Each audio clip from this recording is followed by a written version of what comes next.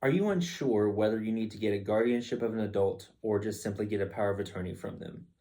My name is Carl Birkhead. I'm an attorney in Tulsa, Oklahoma, and I've been doing this for about 7 years. I want to help you make law easy by trying to figure out how best to set yourself up so that your affairs can be taken care of in the event that you or someone you know needs to have a guardianship or a power of attorney.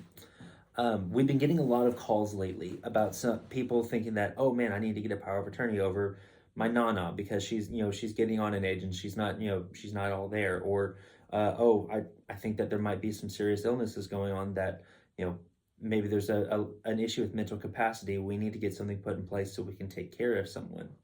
I'm here to tell you basically a cliche. An ounce of prevention is worth a pound of cure. And here's what I mean.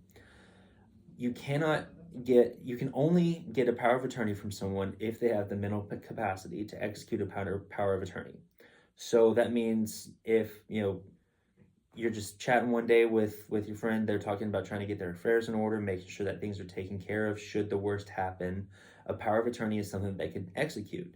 You go to any lawyer's office to do it. It's a relatively simple thing to do, and it's something that basically says that in the event that I become mentally incapacitated and I'm no longer to take care of my affairs, usually it requires like a doctor saying, hey, they don't have the capacity to make decisions for themselves anymore. Then the power of attorney would go into effect.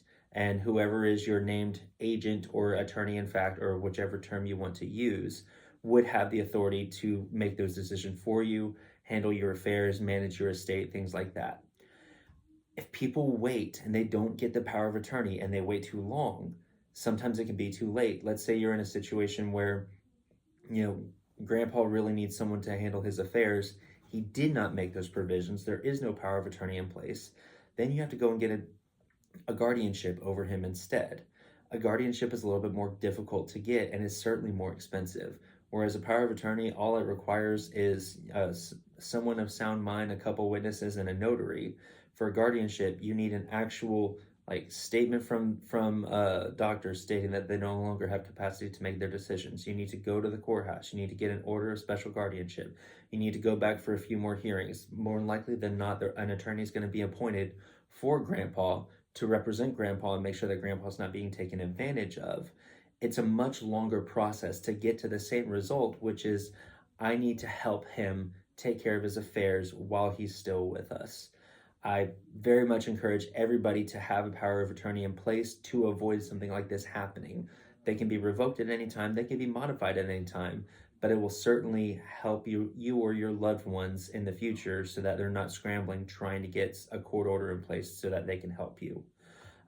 If you have any questions about this, or if this is something that you feel like that you want to talk about more, please feel free to reach out to us. My name is Carl Birkhead. I'm with Wirth Law Office. You can find me at makelaweasy.com. Thanks.